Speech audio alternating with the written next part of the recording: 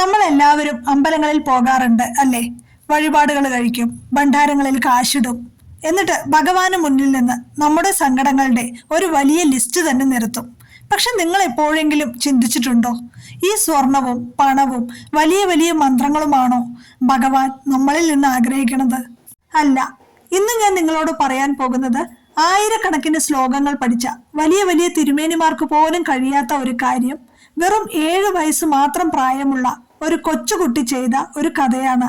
ഈ കഥ കേട്ടു തീരുമ്പോൾ നിങ്ങളുടെ കണ്ണുകൾ നിറഞ്ഞില്ലെങ്കിൽ ഭഗവാനോടുള്ള നിങ്ങളുടെ പ്രാർത്ഥനകൾക്ക് എന്തോ ഒരു കുറവുണ്ടെന്ന് ഉറപ്പിക്കാം.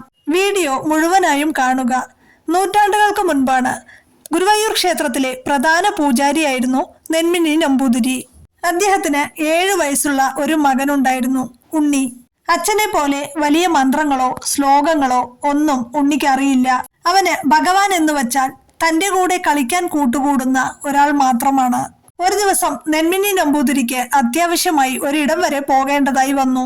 ഉച്ചപൂജയ്ക്കുള്ള സമയമായി. വേറെ ആരുമില്ലാത്തത് കൊണ്ട് അദ്ദേഹം തന്റെ 7 വയസ്സായ മകനെ വിളിച്ച് ഒരു പാത്രത്തിൽ ചൂടുള്ള നിവേദ്യച്ചോർ കൊടുത്തിട്ട് പറഞ്ഞു, ഉണ്ണി, നീ ഈ ചോർ ഭഗവാന്റെ മുന്നിൽ കൊണ്ടുപോയി വയ്ക്കണം.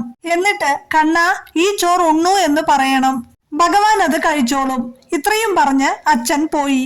നിഷ്കളങ്കനായ ഉണ്ണിയുടെ മനസ്സിൽ അച്ഛൻ പറഞ്ഞത് അക്ഷരം പ്രതി സത്യമായിരുന്നു. അവൻ ആ ചോറ് പാത്രവും പിടിച്ച് സന്തോഷത്തോടെ ശ്രീലകത്തേക്ക് നടന്നു.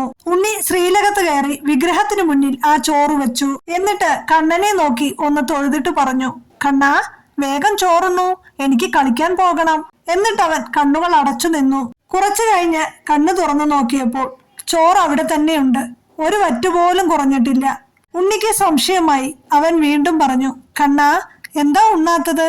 ഭഗവാൻ അനങ്ങുന്നില്ല. ഉണ്ണിയുടെ ഉള്ളിൽ പേടി തുടങ്ങി. ചോറ് ചൂട് കൂടുതൽ ഉള്ളത് കൊണ്ടാണോ കണ്ണൻ കഴിക്കാത്തത്? അവന്റെ പിഞ്ചു കൈകൾ കൊണ്ട് അവൻ ആ ചോറ് വീശി കൊടുക്കാൻ തുടങ്ങി. എന്നിട്ടും ഭഗവാൻ കഴിക്കുന്നില്ല. അപ്പോൾ ഉണ്ണി വിചാരിച്ചു, താൻ കുഴച്ചതിൽ എന്തെങ്കിലും അശുദ്ധി ഉണ്ടായിട്ടുണ്ടാകും, അതാണ് ഭഗവാൻ കഴിക്കാത്തത്. അവൻ കരഞ്ഞുകൊണ്ട് ചോദിച്ചു, കണ്ണാ, ഞാൻ എന്തു തെറ്റാണ് ചെയ്തത്? നീ എന്താ എന്റെ ചോറ് ഉണ്ണാത്തത്? സമയം കടന്നുപോയി.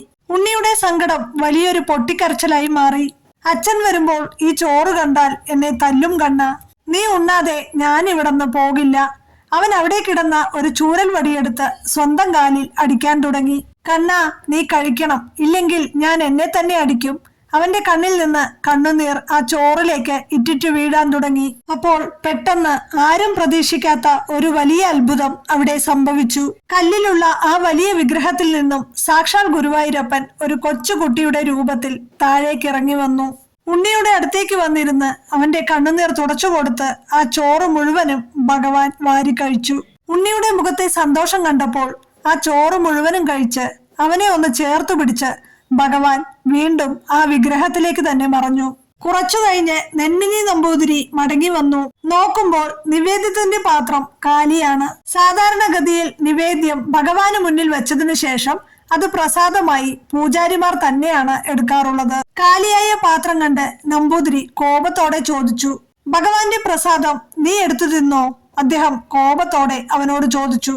ഉണ്ണി ചിരിച്ചുകൊണ്ട് മറുപടി പറഞ്ഞു, ഇല്ലച്ചാ, ഞാൻ പറഞ്ഞപ്പോൾ ഭഗവാൻ നേരിട്ട് വന്ന് അത് മുഴുവനും കഴിച്ചു. ഇത് കേട്ടതും നമ്പൂതിരിക്ക് ദേഷ്യം നിയന്ത്രിക്കാനായില്ല. ഭഗവാനോ, കല്ലിലുള്ള വിഗ്രഹം ചോറുണ്ണുമോ? കള്ളം പറയുന്നോ നീ എന്ന് പറഞ്ഞ് അദ്ദേഹം ഉണ്ണിയെ അടിക്കാനായി കയ്യോങ്ങി. ആ നിമിഷം ശ്രീലകത്തിനകത്തു നിന്നും ക്ഷേത്രം മുഴുവൻ മുഴങ്ങുന്ന രീതിയിൽ ഒരു അശരീരി മുഴങ്ങി. അവനെ അടിക്കരുത്. വർഷങ്ങളായി നീ ചൊല്ലുന്ന മന്ത്രങ്ങളൊന്നും എന്റെ വയറു നിറച്ചിട്ടില്ല. എന്നാൽ ഇന്ന് അവൻ എന്റെ മുന്നിൽ നിന്നും ഒഴുക്കിയ ആ കണ്ണുനീരുണ്ടല്ലോ, അതെന്റെ മനസ്സും വയറും നിറച്ചു. ആ ചോറ് ഞാൻ തന്നെയാണ് ഉണ്ടത്. ഇത് കേട്ടതും ആ നമ്പൂതിരിയും ക്ഷേത്രത്തിലുള്ള മറ്റു ഭക്തരെല്ലാവരും കണ്ണു നിറഞ്ഞ് കൈകൂപ്പി നിന്നു. സുഹൃത്തുക്കളെ, ഇതാണ് യഥാർത്ഥ ഭക്തി. ഭഗവാന് നിങ്ങളുടെ സ്വർണമോ പണമോ വലിയ വലിയ ജാടകളോ ആവശ്യമില്ല. ഉണ്ണിയെ പോലെ നിഷ്കളങ്കമായി എന്റെ കണ്ണാ എന്ന് നെഞ്ചിൽ തട്ടി ഒരു തവണ വിളിച്ചാൽ മാത്രം മതി. ഭഗവാൻ നിങ്ങളുടെ കൂടെ തന്നെ ഉണ്ടാകും. ഈ കഥ കേട്ടിട്ട് നിങ്ങളുടെ മനസ്സിൽ സന്തോഷമോ അല്ലെങ്കിൽ നിങ്ങളുടെ കണ്ണുകളിൽ ചെറിയൊരു നനവോ വന്നിട്ടുണ്ടെങ്കിൽ ഇവിടെ കമന്റ് ബോക്സിൽ ഹരേ കൃഷ്ണ എന്ന് ടൈപ്പ് ചെയ്യാതെ നിങ്ങൾ പോകരുത്. എത്ര യഥാർത്ഥ ഭക്തർ ഈ വീഡിയോ കണ്ടിട്ടുണ്ട് എന്ന് എനിക്കറിയണം.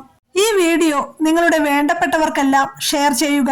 ഈ കലികാലത്തിൽ ഭഗവാന്റെ കഥകൾ പറയാനും അത് കേൾക്കാനുമുള്ള ഭാഗ്യമല്ലാതെ വേറെ എന്താണ് വേണ്ടത്?